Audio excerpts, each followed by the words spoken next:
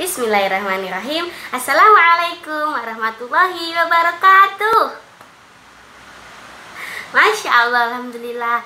Tetap semangat, tetap sehat. Alhamdulillah. Kaifa halukum? Sahih.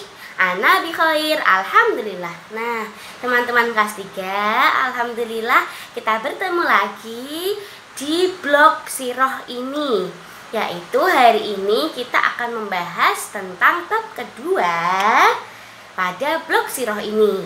Nah, silahkan sebelum mulai Ustami minta untuk teman-teman semua membuka bukunya bab 2 ya, tentang bab 2 yaitu bangsa Arab sebelum Islam atau pra-Islam. Nah, sudah dibuka? Ya, alhamdulillah. Nah, bangsa Arab sebelum Islam itu ada beberapa poin di sini yang perlu teman-teman ketahui. Ada 5. Dan Ustami akan membahas satu-satu. Teman-teman juga sambil menyimak ya, biar ketika Ustami menerangkan teman-teman juga bisa menyambungkan. Paham tuh? Alhamdulillah. Oke. Yang pertama adalah kaum bangsa Arab sebelum Islam.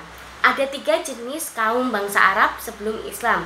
Yang pertama adalah kaum Ba'idah, yang kedua kaum Aribah, dan yang ketiga kaum Musta'aribah.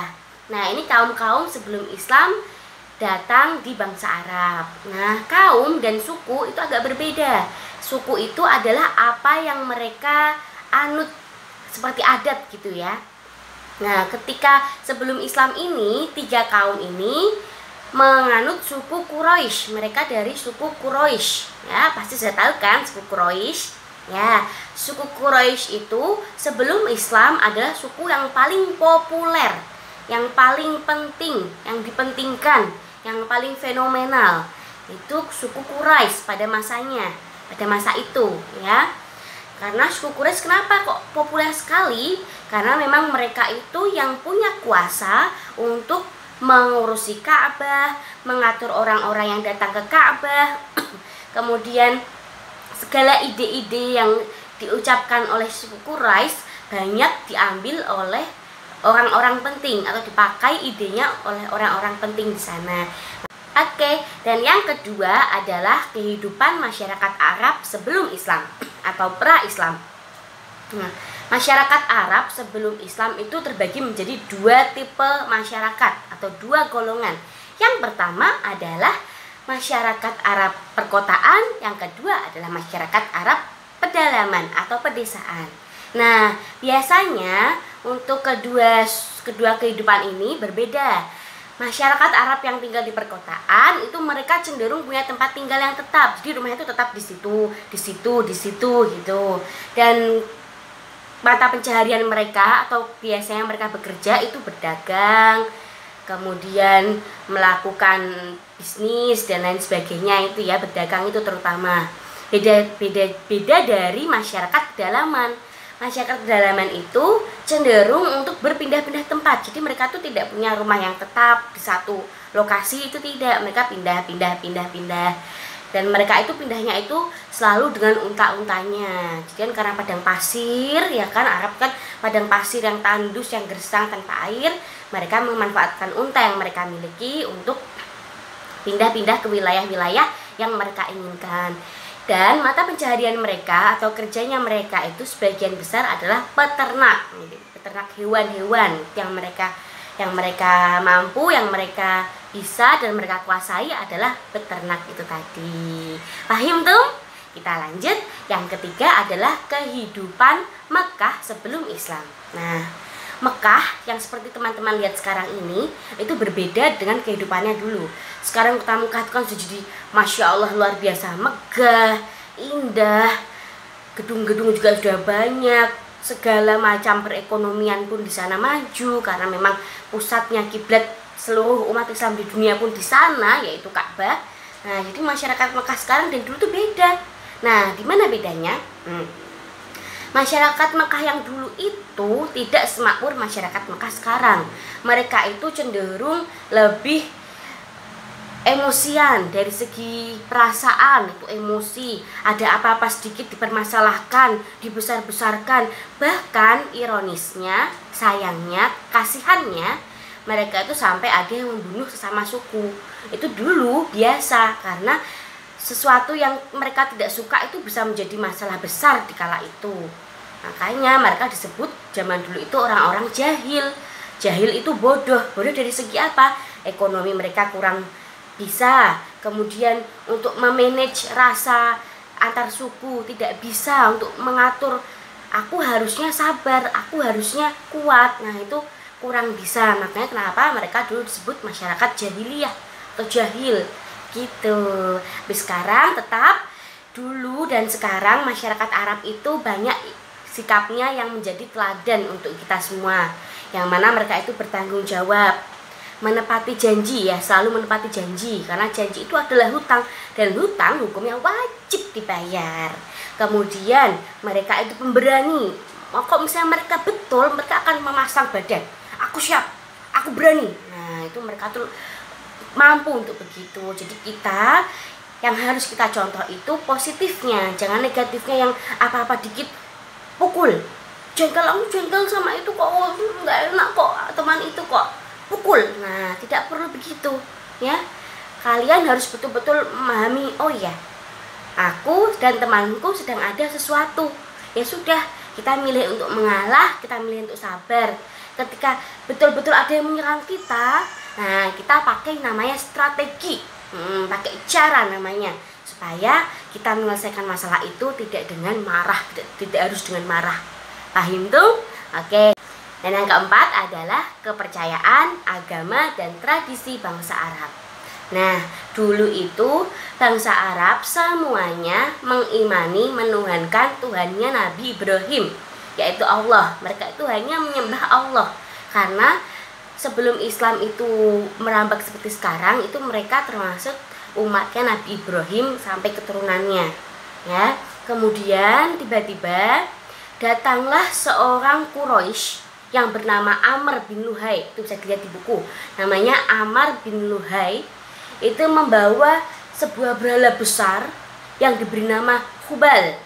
Nah, Hubal itu salah satu berhala yang besar. Nah, kemudian setelah Amr bin Luhai itu mulai mempresentasikan atau memviralkan berhala itu, ya, berhala itu akhirnya Amr bin Luhai itu mulai beribadah di situ. Akhirnya orang-orang pada melihat kenapa itu, nah membujuk orang-orang lain, mendakwahi sesuatu yang tidak betul dan lain sebagainya. Akhirnya sedikit demi sedikit bangsa Arab, masyarakat Arab itu mulai ikut ke Amr bin Luhai yang menyembah berhala yang bernama Hubal itu tadi. Karena akhirnya banyak yang mengikuti, nah jelas mereka imannya berarti belum kuat. Kok misalnya imannya mereka betul-betul dan sungguh-sungguh, mau ada ujian apapun yang menimpa mereka, harusnya mereka tetap kuat untuk beriman kepada Allah. Tapi mungkin saat itu iman mereka sedang turun, akhirnya mudah untuk dimasuki sesuatu yang tidak betul gitu ya. Kemudian karena banyaknya orang yang mengikuti, akhirnya Amr bin Luhai pun membawa lagi berhala besar. Selain Hubal tadi, ada Lata dan Uzza. Ini di Quran juga ada ya, Lata dan Uzza dan Hubal yang tadi. Itu berhala-berhala pokok yang disembah oleh kaum-kaum berhala memang. Kemudian akhirnya setelah banyak peperangan, banyak dakwah Nabi pun juga, Nabi Muhammad, akhirnya Nabi Muhammad pun berhasil untuk menaklukkan kota Mekah. Nah, ketika menaklukkan kota Mekah berhasil, Nabi Muhammad tuh berkeliling, mengelilingi Ka'bah, melihat ada sekitar 360 berhala yang ada di sekitar Ka'bah. Akhirnya Nabi hancurkan semua Ka'bah itu, sudah selesai. Akhirnya tidak ada lagi sedikit yang menyembah Ka'bah, itu sangat sedikit sejak Nabi berhasil menguasai Mekah. Nah, apa saja yang mereka lakukan, bagaimana cara beribadah mereka kepada berhala? Ada 3. Yang pertama, mereka itu tawaf keliling gitu ya, keliling. Nah, keliling berhalanya itu tadi ya, dikelilingi sudah toh, tapi sambil kumat kamit, baca doa, minta minta sesuatu kepada Allah, misalnya ini berhalanya, ini kemudian orang yang nyembah berhala tadi muter sini tawaf, mereka membahasakan dengan tawaf karena kan tawaf memang mengelilingi itu ya, mengelilingi sambil kemat-kemat. Nah gitu, itu kata mereka itu memang doanya mereka, atau bisa dibilang itu memang ya kayak jimat untuk mereka. Nah, sampai begitunya. Kemudian setelah itu ada juga yang mereka itu kemudian berhaji dan tawaf. Kalau tawaf itu kan masuk ke haji. Jadi mereka itu menyamakan antara Ka'bah dengan berhala itu tadi. Mereka juga ikut berhaji di dekat-dekat Ka'bah, minta kepada di dekat-dekat berhala, minta kepada berhala. Nah itu tadi. Kemudian yang ketiga adalah mereka itu meyakini bahwa berhala itu, menyembah berhala itu adalah cara bertakorup kepada Allah, itu cara mendekatkan diri. Jadi supaya aku lebih dekat dengan Allah, aku harus melalui berhala ini biar lebih dekat. Padahal tidak begitu. Di Al-Quran pun Allah sudah menjelaskan bahwa jika kamu ingin sesuatu kepadaku, mintalah langsung kepadaku, memohon, berdoa langsung kepadaku, karena Allah itu lebih dekat daripada nadi kita. Nadi kita aja di badan itu sudah menempel, sudah nggak ada ruang, nggak ada spasi lagi. Allah itu bahkan menerangkan kepada kita di Quran bahwa Allah itu lebih dekat daripada nadi kalian. Jadi tidak perlu ada perantara-perantara, meminta langsunglah kepada Allah secara langsung, tidak butuh Allah itu perantara. Ya, paham tuh? Oke, kita lanjut yang kelima atau yang terakhir. Perekonomian masyarakat Arab. Nah, bisa dilihat lagi ya teman-teman bukunya ya. Nah, masyarakat Arab itu hidupnya, mata pencahariannya itu kebanyakan mereka adalah petani, bercocok tanam, pedagang. Nah, sebagai itu tadi, 3 ini tadi yang sering kita temui di masyarakat Arab ya. Mereka itu ketika beternak pun juga yang mereka ternak adalah unta atau kambing, dan hasil dari bercocok tanam mereka atau hasil bumi tanah mereka adalah kurma. Nah, pasti teman-teman juga tahu bahwa kurma itu adalah pusatnya di Arab. Gandum, kemudian anggur. Nah, kismis. Nah, kismis itu adalah anggur yang masih muda-muda, yang masih mentah-mentah, itu dimaniskan, diolah jadi kismis. Jadi kismis itu awalnya adalah anggur. Dan kismis di Arab itu kan banyak jenisnya. Kenapa? Karena memang mereka bercocok tanamnya, hasilnya pun itu yang dihasilkan. Nah, padahal jika tidak sama Indonesia misal kami tahu di rumahnya Mbak Faira pasti ada tumbuhannya, ada tanamannya. Di rumahnya Mbak Embun sama seperti itu. Sama juga di rumah Ustami. Ada satu pohon namanya jambu, dan jambunya itu juga sering berbuah. Nah, bayangkan di Indonesia aja banyak sekali buahnya. Ada mangga, jambu, semangka, melon, dan masih banyak sekali tumbuh-tumbuhan. Sedangkan di Arab hanya ada 2, yaitu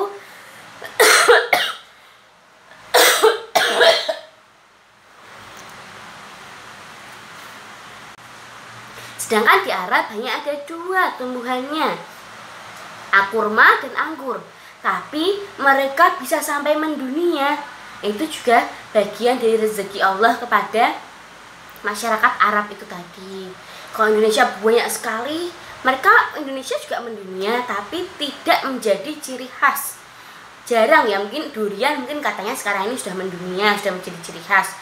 Tapi banyak juga yang meniru, akhirnya ambil tanah dan tanaman di Indonesia, mereka tanam di negara mereka, bahkan ada yang mengaku itu dari negara mereka, sekarang sudah banyak. Tapi kalau kurma dari zaman dulu, zaman sebelum kalian belum lahir, dan mungkin bahkan sampai seterusnya pun, bahwa kurma itu khas Arab, itu insya Allah pasti akan kalian ingat ya. Kemudian mereka itu ketika bulan-bulan suci didatangi oleh orang-orang dari berbagai daerah di Mekah ya. Mekah itu didatangi orang-orang banyak sekali ketika bulan suci Ramadan, ya bulan-bulan suci banyak lah, bulan suci Ramadan, Idul Adha dan lain sebagainya, itu banyak didatangi oleh orang-orang. Nah, mereka kaum Arab itu berdagangnya biasanya 2 musim dan 2 tempat.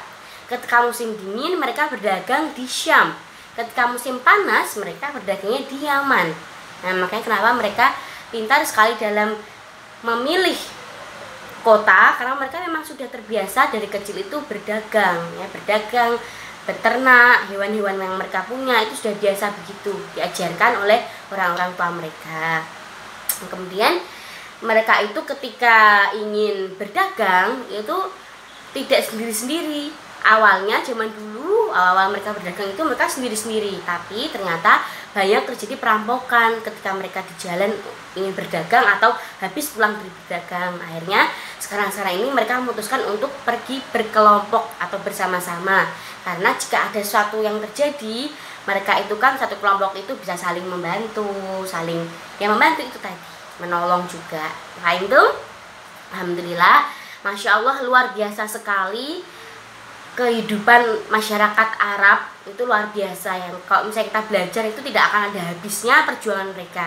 Sama, tidak masyarakat Arab, tidak masyarakat Indonesia, semua sama, semua dalam keadaan berjuang, ya. Tapi di sini di Arab inilah para nabi, para rasul itu ada. Makanya kenapa Mekah, Madinah itu termasuk tempat yang spesial, yang dispesialkan oleh Allah langsung, karena sejarahnya di kota-kota itu luar biasa. Hingga sampai detik ini, walaupun sudah ribuan tahun berlalu, masih tetap kita ingat, masih kita baca, masih kita pelajari. Nah itu keistimewaannya, ya. Tahimtum, jadi jangan lupa untuk terus membaca sejarah supaya kita tahu perkembangan Islam sampai detik ini, ya. Dan tugasnya silahkan diselesaikan. Ustami mau meminta teman-teman untuk tidak lupa membaca apa yang teman-teman sudah miliki, yaitu buku sejarah. Selalu dibaca, ya, tidak hanya untuk mengerjakan sudah selesai, sudah, tidak, ya. Karena apalagi ini kan sudah mau semesteran, mau akhir semester. Jadi Ustami harap teman-teman sering membaca buku-buku diniyahnya, buku-buku kauniyahnya pun juga, supaya ketika teman-teman bisa bercerita kepada orang lain itu lebih mudah, dan teman-teman juga insya Allah dapat pahala. Alhamdulillah, Ustaz cukupkan sampai di sini. Jazakumullah sudah mendengarkan, dan barakallah teman-teman sudah mendapatkan tambahan ilmu. Assalamualaikum warahmatullahi wabarakatuh.